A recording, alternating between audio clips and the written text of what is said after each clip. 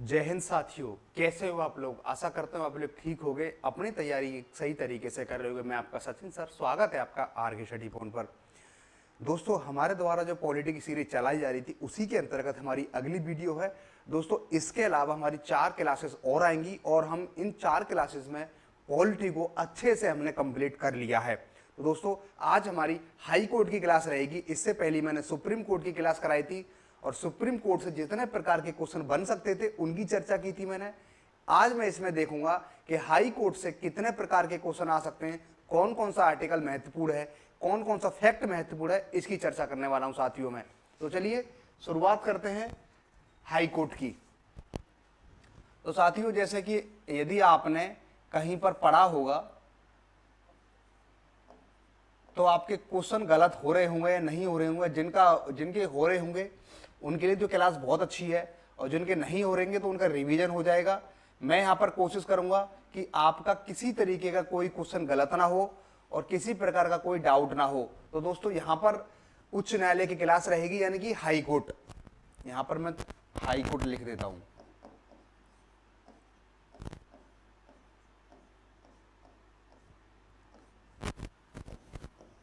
तो दोस्तों, इससे जो क्वेश्चन आते हैं, ज्यादातर जो क्वेश्चन आते हैं इससे, वो क्वेश्चन रहते हैं आर्टिकल से, या फिर नियुक्ति कौन करता है, शपथ ग्रहण किसके द्वारा कराई जाती है, त्याग पत्र किसको देते हैं हाई कोर्ट के जज। तो इस तरीके के कुछ क्वेश्चन बनते हैं इनसे। तो चलिए अब मैं स्टार्ट करता हूं। तो पहले तो यही क्वेश्चन आता है कि हाई कोर्ट के बारे में किस भाग में चर्चा की गई है। तो साथियों, आपको याद रखना है भाग 6, यानी कि भाग 6 में हाई कोर्ट के बारे में चर्चा की गई है। इसके अलावा यदि अनुच्छेद पूछा जाता है कभी कि किस अनुच्छेद में चर्चा की गई है, तो साथियों ये आपको याद रखना है अनुच्छेद 214 से लेकर के और 231 तक। यानी कि अब कभी आपसे क्वेश्चन पूछा जाएगा कि हाई कोर्ट की चर्चा किस भाग में की गई है, तो आपको याद रखना है भाग 6। इसके अलावा आपसे क्वेश्चन ये पूछा जाएगा कि कितने से लेकर कितने अनुच्छेद, तो 214 से लेकर के 231 तक के अनुच्छेद हैं, इनमें चर्चा की गई है। तो दोस्तों, इतनी हुई हमारी बात जहां से फैक्ट बन सकते हैं। अब मैं थोड़ी चर्चा करूंगा कि भारत में सबसे पहले जो हाई कोर्ट की स्थापना हुई थी वो कहां हुई थी। भारत में सबसे पहले, यानी कि भारत में सबसे पहले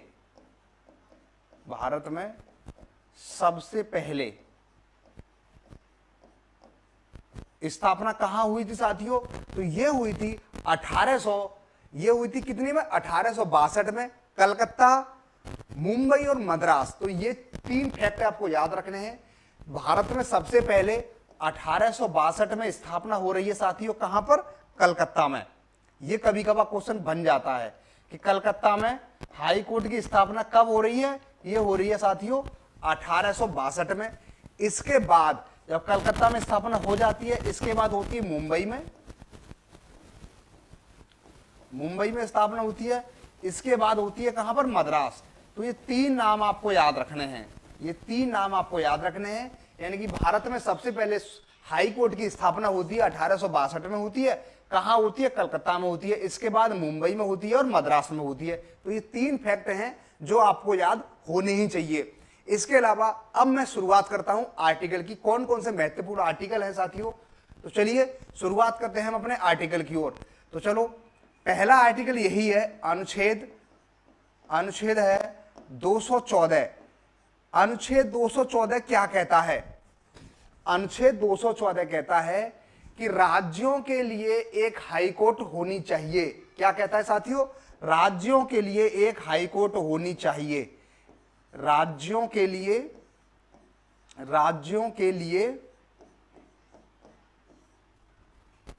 हाई कोर्ट होनी चाहिए। ये 214 स्टार्ट करके यही शुरुआत में यही कह देता है कि राज्यों के लिए एक हाई कोर्ट होनी चाहिए। इसके अलावा अगर मैं बात करूं कि अनुच्छेद कौन सा अब आएगा, अनुच्छेद आपका 216। अब 216 को देख लो। 216 क्या कहता है, हाई कोर्ट के गठन के बारे में बात करता है।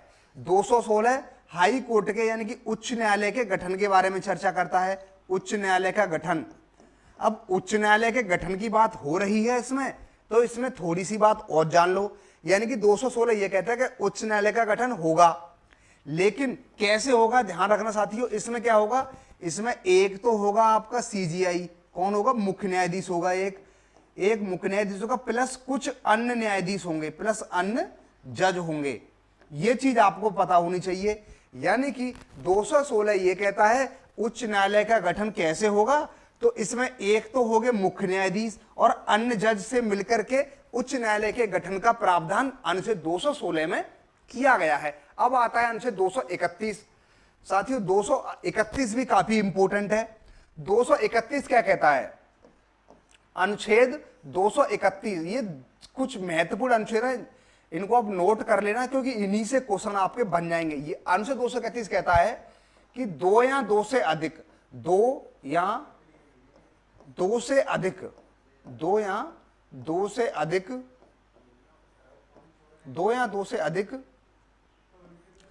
राज्यों के लिए, दो या दो से अधिक राज्यों के लिए एक उच्च न्यायालय होगा, एक उच्च न्यायालय होगा। आर्टिकल 231 ये कहता है कि भारत में या तो एक राज्य के लिए एक हाई कोर्ट होगा या फिर एक दो राज्यों के लिए भी एक हाई कोर्ट हो सकता है और 3 राज्यों के लिए भी एक हाई कोर्ट हो सकता है। आपको यहां पर समझना पड़ेगा कि यहां तो एक राज्य के लिए एक हाई कोर्ट, जैसे कि हम उत्तर प्रदेश की बात करें तो उत्तर प्रदेश के लिए इलाहाबाद हाई कोर्ट है। ऐसे ही कुछ केंद्र शासित प्रदेश हैं, जिनमें बात करूं केवल दिल्ली ही एक ऐसा केंद्र शासित प्रदेश है जिसका अपना हाई कोर्ट है। इसके अलावा किसी केंद्र शासित प्रदेश का हाई कोर्ट नहीं है। वह क्या है, वह मिले हुए हैं। जैसे कि अगर मैं बात करूं यहां पर अंडमान निकोबार की बात करें तो अंडमान निकोबार कोलकाता हाई कोर्ट से मिला हुआ है। इस तरीके से कुछ हाई कोर्ट हैं जो एक दूसरे से मिले हुए हैं। यहां पर आर्टिकल यही कहना चाहता है 231 कि दो या दो से अधिक राज्यों के लिए एक हाई कोर्ट हो सकता है, इसमें किसी प्रकार की कोई दिक्कत नहीं होगी। इसके अलावा और आर्टिकल कौन सा महत्वपूर्ण है, अगर मैं बात करूं 231 के अलावा जो हाई कोर्ट है वह है, अगर 226 भी है, 215 भी है। इससे पहले मैं अब चर्चा करूंगा इसमें थोड़ी सी कि आखिर हाई कोर्ट की जो जज होते हैं उनकी नियुक्ति के बारे में, हाई कोर्ट के जजों की नियुक्ति के बारे में क्वेश्चन लगातार बनते रहते हैं। तो इनकी लिए आर्टिकल 217 है, अनुच्छेद 217, अनुच्छेद 217 यह आपको पता होना चाहिए कि हाई कोर्ट के जजों की जो नियुक्ति की जाती है, यानी कि यह नियुक्ति से संबंधित है। तो दोस्तों आपको पता होगा हाई कोर्ट के जजों की नियुक्ति किसके द्वारा की जाती है, यह की जाती है राष्ट्रपति के द्वारा।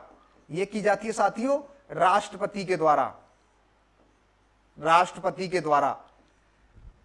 यानी कि 217 ये कहता है कि हाई कोर्ट के जजों की नियुक्ति की जाएगी, लेकिन किसके द्वारा, राष्ट्रपति के द्वारा की जाएगी। लेकिन इसमें एक बात आपको याद रखनी है, क्या याद रखनी है, अगर मैं बात करूं हाई कोर्ट के मुख्य न्यायाधीश की, यहां पर मैं बात करूं हाई कोर्ट के मुख्य न्यायाधीश की बात कर लेते हैं यहां पर थोड़ी सी, यानी कि ये हो गए हाई कोर्ट के सीजीआई। साथियों हाई कोर्ट के सीजीआई की नियुक्ति कैसे होगी, तो ध्यान रखना इसमें कौन कौन की सलाह लेनी पड़ेगी यह भी आपको पता होना चाहिए। यदि हाई कोर्ट के मुख्य न्यायाधीश की नियुक्ति करनी हो, हालांकि करेंगे राष्ट्रपति, लेकिन राष्ट्रपति किसकी सलाह पर करेंगे, तो सलाह के बारे में लिख लो, यह है सुप्रीम कोर्ट के CGI, supreme chief justice of India, यानी कि भारत के मुख्य न्यायाधीश प्लस उस राज्य के, प्लस राज्य के राज्यपाल, राज्य के राज्यपाल,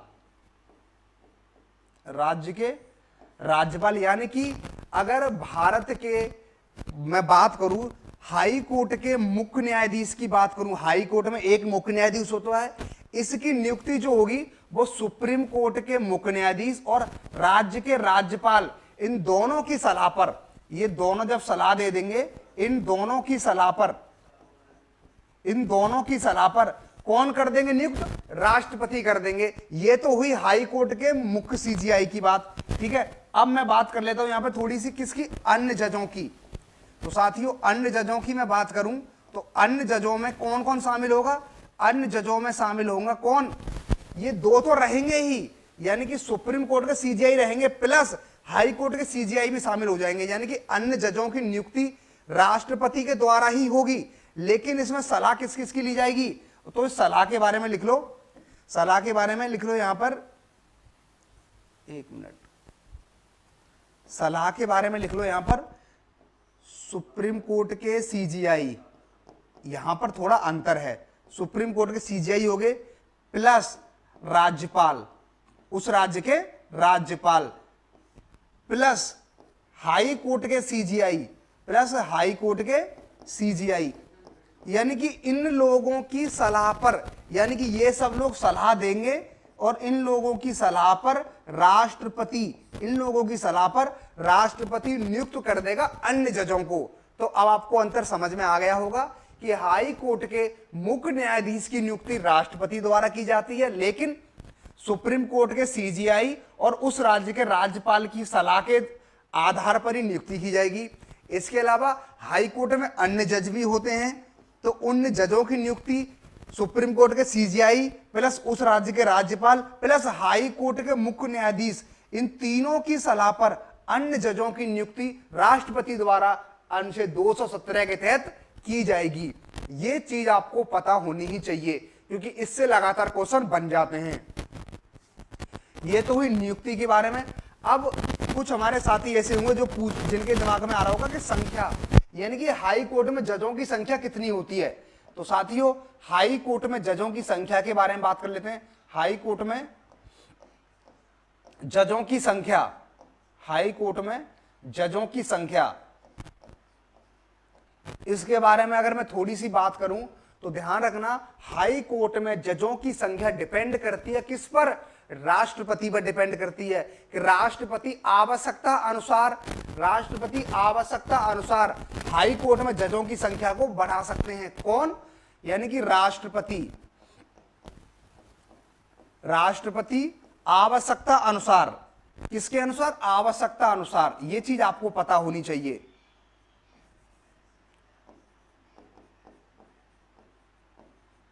आवश्यकता अनुसार, यानी कि हाई कोर्ट में जजों की संख्या बढ़ाने का जो संविधान ने अधिकार दिया है वो दिया है राष्ट्रपति को, और राष्ट्रपति जितनी आवश्यकता, अब आवश्यकता के दो आधार हैं।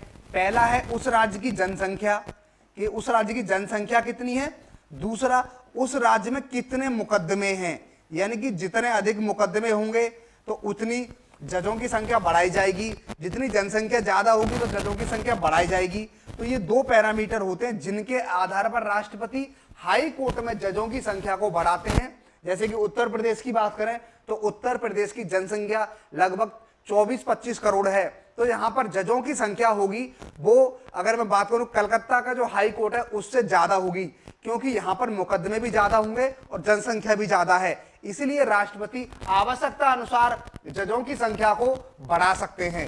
यह चीज आपको पता होना चाहिए। यानी कभी भी क्वेश्चन पूछा जाएगा कि हाई कोर्ट में जजों की संख्या में वृद्धि करने का अधिकार किसको दिया है, तो संसद भी होगा, उसमें लोकसभा भी होगा, राष्ट्रपति भी होगा और मुख्य न्यायाधीश भी होगा। आपको राष्ट्रपति पर टिक करना है, क्योंकि राष्ट्रपति को ही अधिकार दिया गया है हाई कोर्ट में जजों की संख्या बढ़ाने का। अब हम बात कर लेते हैं योग्यता के बारे में, यानी कि हाई कोर्ट का जज बनने के लिए क्या योग्यता होनी चाहिए। तो साथियों, अगर मैं योग्यता की बात करूं तो योग्यता में 3 बातें याद रखनी है आपको। पहली, जैसे कि मैंने सुप्रीम कोर्ट में आपको कुछ चीजें बताई थी, जैसे कि इसमें पहला तो यही है कि भारत का नागरिक होना चाहिए, भारत का नागरिक हो वो व्यक्ति। ध्यान रखना, जन्म से नागरिक का मतलब नहीं है, भारत का नागरिक होना चाहिए। दूसरी योग्यता क्या है, वह जैसे कि न्यायिक पद पर भी रहा हो, यानी कि मैं बात करूं अगर 10 वर्ष तक, यदि कम से कम 10 वर्ष तक वह मिनिमम 10 वर्ष तक न्यायिक पद पर रहा हो, न्यायिक पद पर रहा हो। न्यायिक पद आप समझ गए होंगे, जैसे कि आपने देखा होगा, जैसे कि यूपीपीसीएस में क्या जुडिशियल का एग्जाम होता है, ठीक है, तो आप देखते हो कि डिस्ट्रिक्ट लेवल पर भी वो न्यायिक पद होते हैं। तो यानी कि वह मिनिमम 10 वर्ष तक न्यायिक पद पर रहा हो, या फिर किसी कोर्ट में, या फिर किसी कोर्ट में 10 वर्ष तक, या फिर किसी कोर्ट में 10 वर्ष तक क्या रहा हो, अधिवक्ता। अधिवक्ता का मतलब क्या होता है, वकील, एडवोकेट, यानी कि 10 वर्ष तक यहां फिर अधिवक्ता रहा हो। ये पॉइंट आपको याद रखने हैं। यानी कि हाई कोर्ट का न्यायाधीश बनने के लिए पहला भारत का नागरिक होना चाहिए, दूसरा वह कम से कम 10 वर्ष तक न्यायिक पद पर रहा हो, तीसरा वह किसी कोर्ट में 10 वर्ष तक वकील रहा हो, यानी कि वह अधिवक्ता रहा हो। ये 3 योग्यताएं उसमें होनी चाहिए, यानी कि तीनों में से कोई योग्यता हो चलेगी। या तो ये योग्यता हो उसमें, या ये योग्यता हो किसी, यानी कि ये तो कंपलसरी है भारत का नागरिक। इसके अलावा दोनों में से कोई भी योग्यता है तो वह व्यक्ति हाई कोर्ट का जज बन सकता है, इसमें किसी प्रकार की कोई प्रॉब्लम नहीं है। अब हम बात कर लेते हैं इसकी शपथ ग्रहण, यानी कि हाई कोर्ट के न्यायाधीशों को शपथ कौन ग्रहण कराता है। यह भी क्वेश्चन कई बार आपसे पूछ लिया जाता है कि हाई कोर्ट के जो जज होते हैं इनको शपथ कौन ग्रहण कराता है। दोस्तों, तो ये शपथ ग्रहण कराई जाती है किसके द्वारा, राज्यपाल के द्वारा। ये क्वेश्चन गलत मत करना, ये क्वेश्चन गलत मत करना। किसके द्वारा, राज्यपाल के द्वारा। यानी हाई कोर्ट के जजों को जो शपथ दिलाई जाती है यह राज्यपाल के द्वारा, यानी कि उस राज्य के राज्यपाल के द्वारा शपथ दिलाई जाती है। इसके अलावा अगर क्वेश्चन और आपसे पूछा जाए कि हाई कोर्ट के जज त्यागपत्र किसको सौंपते हैं, साथियों हाई कोर्ट के जो जज होते हैं वो त्यागपत्र सौंपते हैं किसको, यह चीज आपको याद रखनी चाहिए, राष्ट्रपति को। किसको, राष्ट्रपति को। देखो नियुक्ति भी राष्ट्रपति करा रहे हैं, लेकिन किसकी, सुप्रीम कोर्ट के सीजीआई और उस राज्य के राज्यपाल की सलाह पर, ठीक है, और उस राज्य के हाई कोर्ट का जो सीजीआई होता है, इन तीनों की सलाह पर नियुक्ति हो रही है। इसके अलावा अगर हम बात करें त्यागपत्र, तो त्यागपत्र किसको देंगे, ये राष्ट्रपति को त्यागपत्र देंगे, लेकिन शपथ ग्रहण कराएंगे राज्यपाल। ये आपको बेसिक अंतर पता होना चाहिए। यानी कि हाई कोर्ट के मामले में त्यागपत्र किसको देंगे, हाई कोर्ट के जज राष्ट्रपति को देंगे, और हाई कोर्ट के जजों को शपथ ग्रहण कौन कराएगा, शपथ ग्रहण कराएगा कौन। अब आता है एक क्वेश्चन और, क्वेश्चन क्या है कि इनका कार्यकाल कितना होगा। तो साथियों कार्यकाल के बारे में थोड़ी चर्चा कर लो, यहां पे देख लो। मैं कार्यकाल की बात करूं तो हाई कोर्ट के जजों का जो कार्यकाल होता है वो कार्यकाल होता है दोस्तों 62 वर्ष, यानी कि 62 वर्ष, ये आपको पता होना चाहिए। सुप्रीम कोर्ट का मैंने कितना बताया था आपको, 65 वर्ष। यहां पर थोड़ा सुप्रीम कोर्ट का भी देख लो, सुप्रीम कोर्ट का मैंने कितना बताया था, 65 वर्ष। कुछ साथियों को मन में आ रहा होगा कि ये तो हो गया रिटायरमेंट की एज, तो मिनिमम एज कितनी है। तो संविधान ने ना तो सुप्रीम कोर्ट के न्यायाधीश के लिए कम से कम एज का प्रावधान दिया है, हाँ ये बोल दिया है कि सुप्रीम कोर्ट का जज जब 65 वर्ष का हो जाएगा तो वो क्या होगा, अपने पद मुक्त कर देगा। और ऐसे ही हाई कोर्ट का जज 62 वर्ष का हो जाएगा तो अपना पद मुक्त कर देगा। मिनिमम एज के बारे में कोई प्रावधान नहीं है, ये चीज आपको पता होनी चाहिए। अब कुछ और महत्वपूर्ण आर्टिकल है, जैसे कि इसकी अधिकारिता संबंधित, जैसे कि अभिलेख न्यायालय और रिट जारी करने का अधिकार, यह भी आपको थोड़ा थोड़ा पता होना चाहिए। तो साथियों अगर मैं बात करूं अनुच्छेद 226, ये क्वेश्चन कई बार पूछा जाता है। अनुच्छेद 226, साथियों अनुच्छेद 226 के तहत हाई कोर्ट को 5 रिट जारी करने का अधिकार है, 5 रिट जारी करने का अधिकार है, जारी करने का अधिकार है। किस संदर्भ में, मौलिक अधिकार के उल्लंघन, यानी कि फंडामेंटल राइट के उल्लंघन के दौरान, यानी कि यदि मौलिक अधिकारों का उल्लंघन होता है तो हाई कोर्ट अनुच्छेद 226 के तहत 5 रिट जारी कर सकता है। साथ ही यहां पर एक नोट करके और एक डाउट लिख लो यहां पर, जो कई साथियों को नहीं पता होगा, ध्यान रखना। हाई कोर्ट को रिट जारी करने के संदर्भ में, हाई कोर्ट को रिट जारी करने के संदर्भ में सुप्रीम कोर्ट से ज्यादा पावर दी गई है, सुप्रीम कोर्ट से ज्यादा पावर दी गई है, ठीक है। अब यहां पर अगला आर्टिकल क्या है, अगला आर्टिकल यहां पर लिख लो, 226 हो चुका है। 215 क्या कहता है, 215 कहता है अभिलेख न्यायालय की बात करता है। अनुच्छेद 215 ये अभिलेख न्यायालय की बात करता है, अभिलेख न्यायालय, अभिलेख न्यायालय, अभिलेख न्यायालय। ये अभिलेख न्यायालय का मतलब क्या है साथियों, यानी कि हाई कोर्ट ने कोई भी डिसीजन दिया उस निर्णय को संभाल कर रख लिया जाता है और जो जिला स्तर की कोर्ट है, दीवानी न्यायालय है, फौजदारी न्यायालय है, तो इस तरीके के डिस्ट्रिक्ट लेवल के जो कोर्ट हैं, ये उस डिसीजन के आधार पर मुकदमा को सुनवाई कर सकते हैं, यानी कि डिसीजन दे सकते हैं। जैसे कि अगर हाई कोर्ट ने किसी मुद्दे पर कोई निर्णय दिया, ऐसा ही मुद्दा जिला स्तर कोर्ट में आएगा, तो उस हाई कोर्ट के निर्णय को आधार बनाकर जिला की न्यायालय भी डिसीजन दे सकती है, उस पर किसी प्रकार की कोई बाउंडेशन नहीं होगी। तो आपको इतने आर्टिकल पता होना चाहिए। इसके अलावा मैं बात करूं वर्तमान में हाई कोर्टों की संख्या कितनी है, तो यह फैक्ट है, यानी कि वर्तमान में हाई कोर्ट की संख्या है 25। ये आपको पता होना चाहिए। हालांकि इससे क्वेश्चन नहीं पूछा जाएगा, लेकिन कभी पूछ लिया जाएगा तो आपको पता होना चाहिए। अब मैं आपको एक छोटा सा होमवर्क देता हूं। ये होमवर्क ये है, अब आपको ये पता करना है कि प्रत्येक राज्य की हाई कोर्ट कहां है।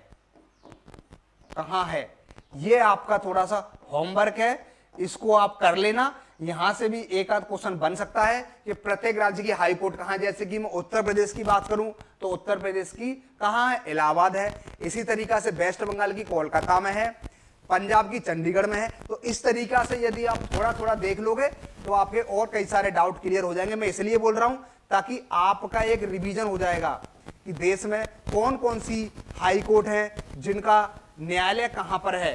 तो ये थोड़ा सा आपका होमवर्क है, इसको आप करना। तो दोस्तों, हाई कोर्ट से जितने क्वेश्चन बन सकते थे मैंने यहाँ पर चर्चा की है। सभी आर्टिकल आपको बता दिए, 214, 216, 231, 217, 226, 215 और कौन नियुक्ति देता है, त्यागपत्र किसके द्वारा होता है, ये सब कुछ मैंने आपको बता दिया दोस्तों। तो यहीं पर वीडियो को समाप्त करते हैं। अगर अच्छी लगी हो तो कमेंट करना, लाइक करना, शेयर करना। जय हिंद दोस्तों।